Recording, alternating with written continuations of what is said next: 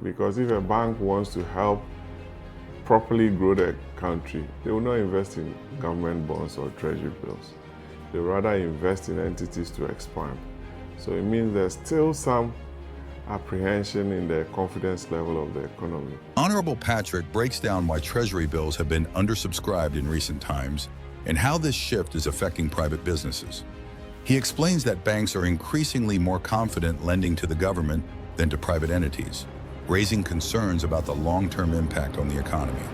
What's really going on?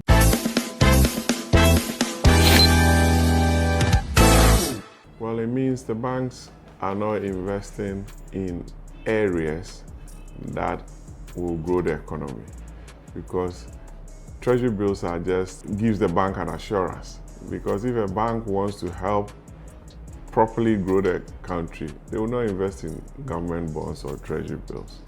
They rather invest in entities to expand. So it means there's still some apprehension in the confidence level of the economy.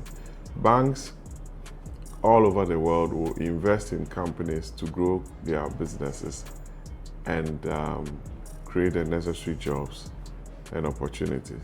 But here's the situation that banks are willing to just invest in government bills. Today, I read online the T-bills were undersubscribed by some 25%.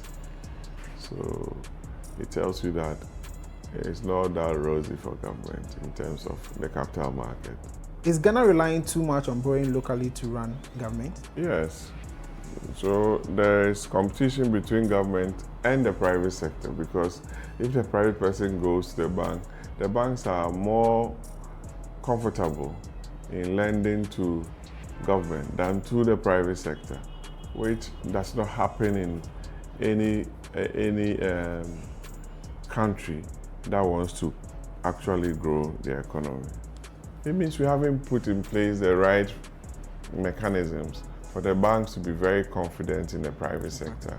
And these are all issues that government must look at in making the private sector very attractive, putting in place the right incentives, the right fiscal arrangements, that's tax incentives, the right safety nets that will reduce their risk to enable the banks borrow to them, because the banks will always look at the risk of the entities that apply to them for loans. Non-performing loans are now around 18%, which is very high.